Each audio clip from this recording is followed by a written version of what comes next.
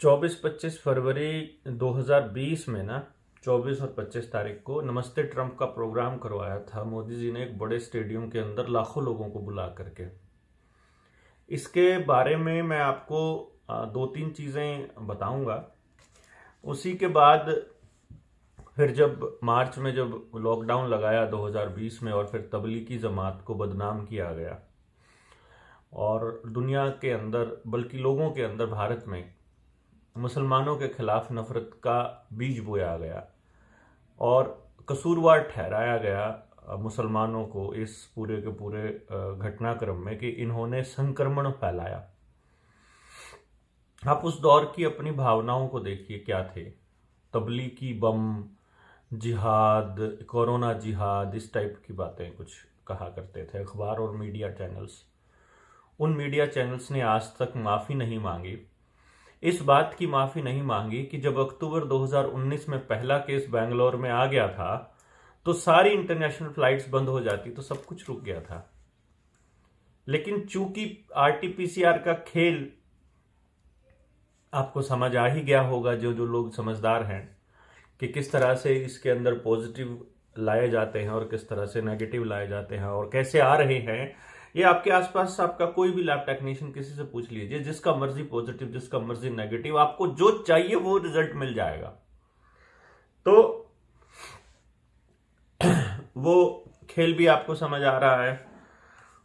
फिर मैं उस वक्त ये कहा करता था अपने दोस्तों से कि अब ये हो गया, जब ये किस्सा हुआ, नमस्ते ट्रंप हुआ, तो उस टाइम पे गुजरात में जो गरीब लोग थे सड़क किनारे, जो झुग्गी झोपड़ियों में रहते थे, उन लोगों की झोपड़ियों को ढकने के लिए एक लंबी दीवार बना दी गई और वहां से गुजरात की गरीबी दिखनी बंद हो गई। तो हमें लगा कि बड़ा तरक्की वाला शहर है, मतलब हमें क्या, ट्रंप साहब को लगा। जिस टाइम पे ट्रंप चुनाव लड़ रहे थे उस टाइम पे वो आ ही चुका था, जो ये अपना फर्जी महामारी वाला गेम प्लान एंटर कर चुका था। वैक्सीनेशन का जिक्र करने लग गए थे ट्रंप साहब।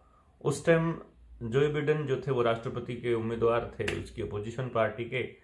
उन्होंने कहा कि अगर ट्रंप हम लोगों को वैक्सीन देगा, देश के लोगों को, तो मैं अर्ज करता हूं कि पूरा अमेरिका जो है वो वैक्सीन ना लगवाए। ये बिडेन साहब की स्टेटमेंट, उसकी बिडेन साहब की स्टेटमेंट थी।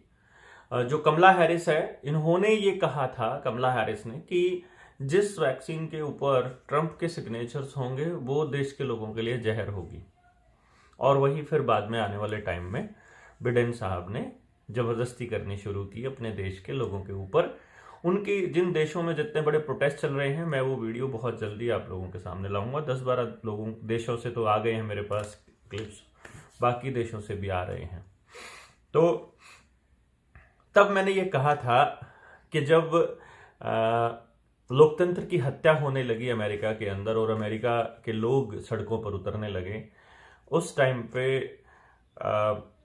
मैं ये बोला था कि ट्रंप साहब जब बंकर में छुप रहे थे लोगों से डरते हुए, तब मैंने ये कहा था कि अगर जनता जागरूक होती है तो राष्ट्रपति को बंकर में छुपना पड़ता है, और अगर जनता जागरूक नहीं होती है, अनजान रहती है, तो उसको कोई पुलिस वाला भी ठोक देता है और उसके गरीबी को छुपाने के लिए दीवारें बना दी जाती हैं, उसको दीवार के पीछे छुपा दिया जाता है।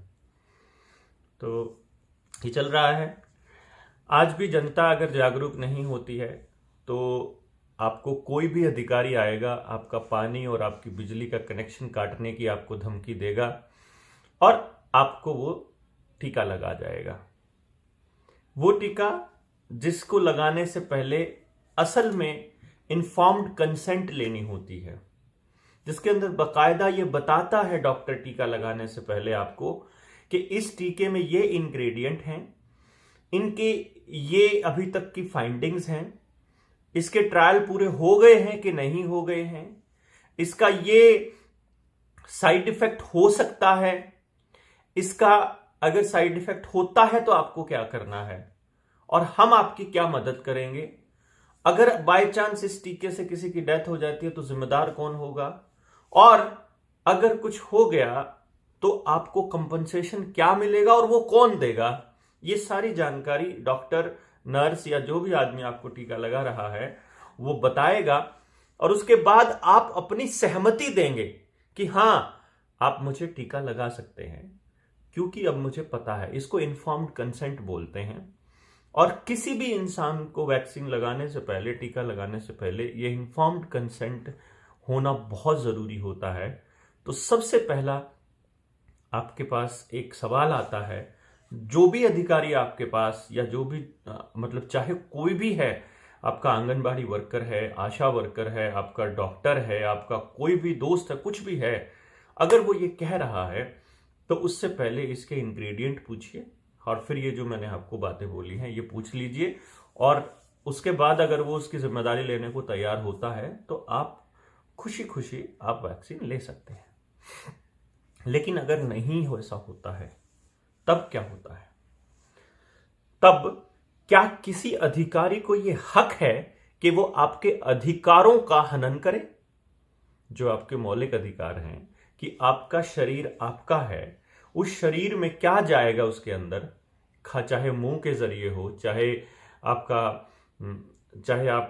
पेट में जा रहा है, चाहे टीके के थ्रू जा रहा है, चाहे आप किसी के साथ शरीर में आप शारीरिक संबंध बना रहे हैं, आप लड़की हो या लड़का हो, तो आपके शरीर में क्या जाएगा ये आपकी जिम्मेदारी है, ये आपका निर्णय है। इसके आप ही अकेले हकदार हैं इसका निर्णय लेने के लिए, और आपके उस निर्णय का सम्मान होना चाहिए।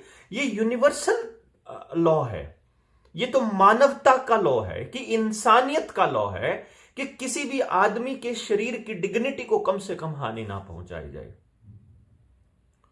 तो अगर कोई आदमी, अगर कोई पर्सन जबरदस्ती आपके साथ कर रहा है, वो आपके साथ जबरदस्ती यौन संबंध बनाता है, वो जबरदस्ती आपके शरीर में कुछ घुसा देता है, चाकू पेट में घुसा दिया हो, चाहे आपके साथ गलत अनाचार किया हो, चाहे आपके साथ में कोई गलत बिहेवियर उसका हो रहा हो, चाहे वो जबरदस्ती आपको कुछ खिलाया जा रहा हो, चाहे आपको जबरदस्ती कुछ पिलाया जा रहा हो, चाहे जबरदस्ती आपके शरीर में कुछ घुसाया जा रहा हो, चाहे कोई जबरदस्ती टीका लगाया जा रहा हो, ये तो टोटली रेप के जैसा हुआ।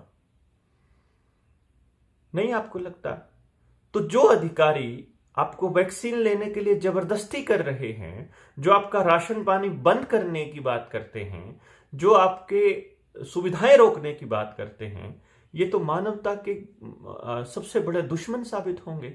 ये तो रेपिस्ट कल्चर के लोग होंगे, सैडिस्ट होंगे, जो दूसरों के दुख को देख करके खुश होते होंगे। ऐसे सैडिस्ट लोग हमारे देश में सत्ता के अंदर बैठे हैं, और ऐसे लोग हमारे अफसर बने हुए हैं जिनको हम अधिकारी कहते हैं, जो हमारे अधिकारों का हनन करते हैं, जबकि होना चाहिए ये कि वो हमारे अधिकारों की सुरक्षा करने के लिए बिठाए गए हैं। तो जो भी आपके पास आता है, आपको 2-4 चीजें पूछनी है जो मैंने आपसे पूछा है, उसकी वीडियो बनाइए बाकायदा। वहां पर अगर कोई जबरदस्ती वैक्सीन लगाने की कोशिश कर रहा है तो उसकी वीडियो बनाइए, जितना हो सके उसका प्रचार आप लोगों तक कीजिए। अगर आपने ये प्रचार नहीं किया तो आप देखिए बहुत नुकसान होने वाला है। अगर कोई चीज आपके शरीर में चली जाएगी तो वो खत्म नहीं होगी। तो कुछ लोग कहते हैं कि हमने पहली डोज ले ली है, इसको डिटॉक्सिफाई करने का तरीका बताइए। जो शरीर में आपके लहू में जा चुका है उसको कैसे साफ करेंगे? बाकी जो विधियां हैं उनसे आप उसके साइड इफेक्ट से थोड़ा बहुत बच सकते हैं। जो नाइस प्रोटोकॉल है डॉक्टर बीआरसी का। और फिर सरकारों की बुरी नीयत इस बात में साफ दिखाई देती है कि जब डॉक्टर बीआरसी ने यह साबित कर दिया है कि बिना एक सिंगल आदमी के मरे आप 100% लोगों को ठीक कर सकते हो बिना दवाई के, 100% गारंटी के साथ, तो फिर जबरदस्ती की एक्सपेरिमेंटल दवाओं का क्या मतलब है?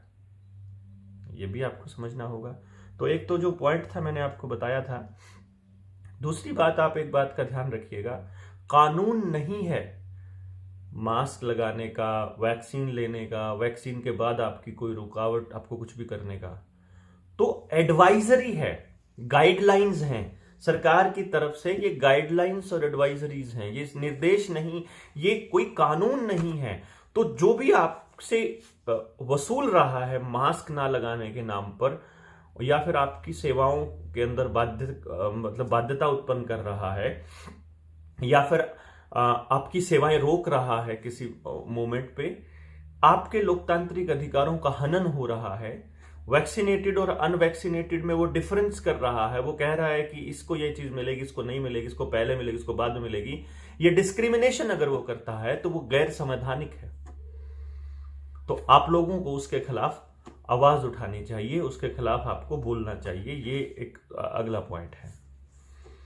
फिर कोई अधिकारी जब आपके घर में या आपके आसपास आ रहा है, टीके लगा रहा है, और अगर आप लोगों को बचाने जा रहे हैं और आप अपने आसपास जाके उस सेंटर में, टीकाकरण सेंटर में जाके आप उनको बोलते हो, तो आप उनसे पूछिए, उस अधिकारी से जो जबरदस्ती करने की कोशिश कर रहा है, कि आपके ऊपर कोई प्रेशर है क्या, कोई पॉलिटिकल प्रेशर हो, कोई आपको जबरदस्ती कर रहा हो।